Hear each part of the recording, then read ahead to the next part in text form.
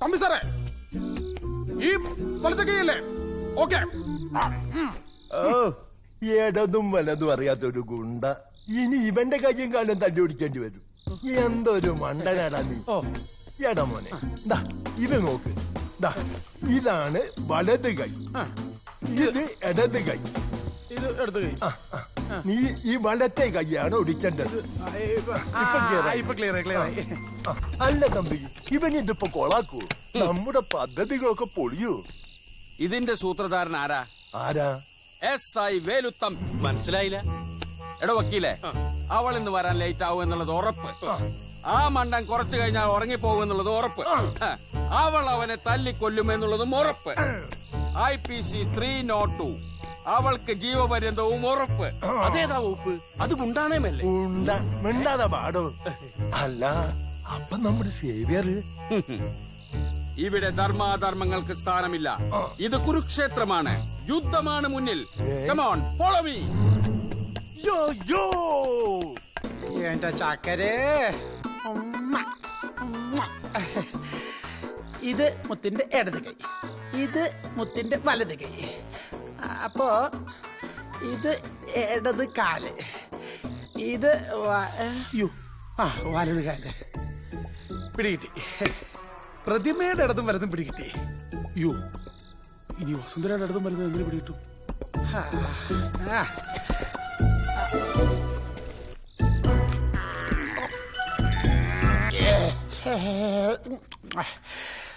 വസുന്ധരയുടെ ഇടത് കൊള്ളാം. എത്തിപ്പോയി. ഇത് വലത് കൈ. അയ്യോ അല്ല, ഇത് ഇടത് കൈ. അപ്പോ നിന്റെ ഫേവറേറ്റ് ആന്റിയുടെ ഹാപ്പി. ഇത് വലത് കാല്. കഴി നോക്കാം. അപ്പൊ ഇത് വലതാണ്. ഇത് ഇടത് ഇത് വലത്. അയ്യോ അയ്യോ. ഇതെന്തോന്ന് ഭൂമി കുലുക്കും. ഒരാളോടെ ഇത്രയും കുലുക്കും. അയ്യോ സിസിലി, അയ്യോ സിസിലി.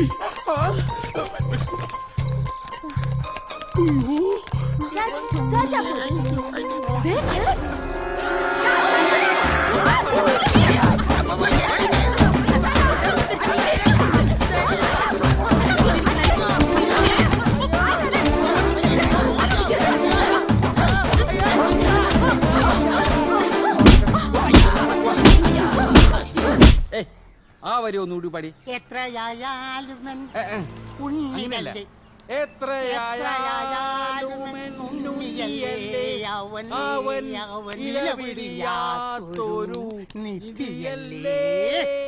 എന്റെ പുണ്യമല്ലേ. തന്റെ ഏമാനുണ്ടാകത്ത് അടിമാലിക്ക് പോയി. ഒരു നോക്ക് കാണുവാനൻ.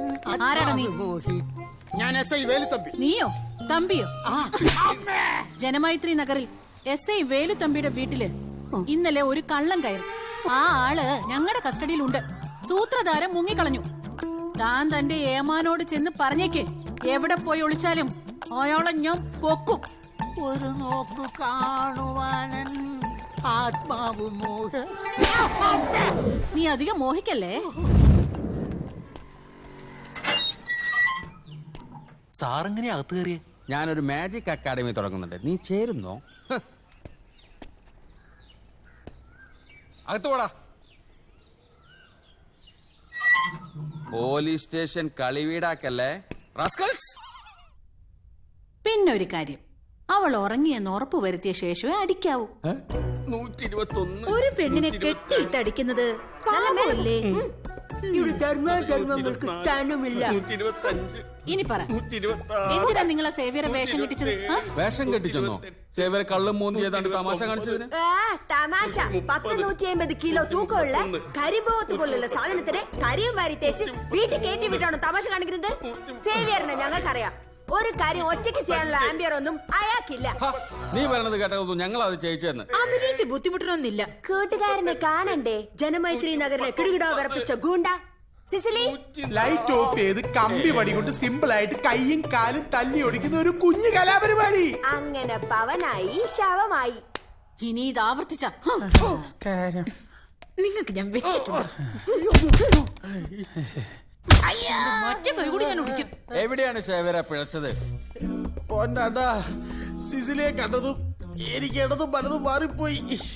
ഇതാ പറയുന്നത്, ക്ലച്ച് പിടിക്കണമെങ്കിൽ ഏതെങ്കിലും ഒരിടത്ത് ഉറച്ചു നിൽക്കണമെന്ന്. ഒന്നുകിൽ ഇടത് അല്ലെങ്കിൽ വലത്. പ്രത്യേകിച്ചും ഗുണ്ടകൾ. കേട്ടോടാ പൊട്ട.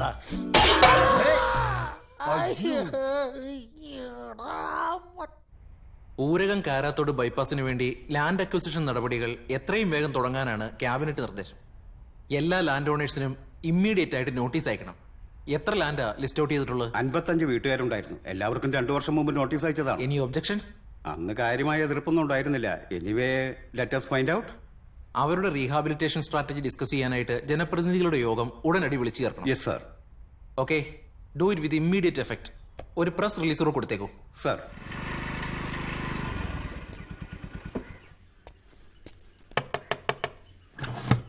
അച്ഛനോടെ കിടക്ക്. എന്താ എന്താ പെട്ടെന്ന് ഇങ്ങനെ? TV ന്യൂസ് കണ്ടപ്പം മുതലൊരു തലചുറ്റല്. അയ്യേ, ഇത്രയേ ഉള്ളോ? ഇതിപ്പോ ആദ്യമായിട്ടൊന്നും അല്ലല്ലോ. കൊല്ലം കുറയല്ലേ പറയാൻ തുടങ്ങിട്ട്.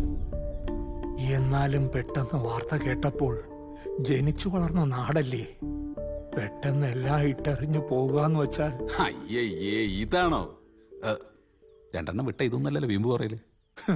അതല്ലടാ, ഇനി എത്ര കാലാടാ ഞാൻ പുതിയൊരു സ്ഥലത്തോട്ടൊക്കെ പറിച്ചു നടുകാന്ന് പറഞ്ഞാൽ പഴമക്കാരല്ലേ ഞങ്ങള്. അച്ഛാ, ബൈപ്പാസ് വരുന്നോടുകൂടി കുടിയിറക്കപ്പെടുന്ന എത്രയോ കുടുംബങ്ങളുണ്ട്. അവരൊക്കെ വെച്ച് നോക്കുമ്പോ നമ്മള് ഭാഗ്യവാന്മാരല്ലേ.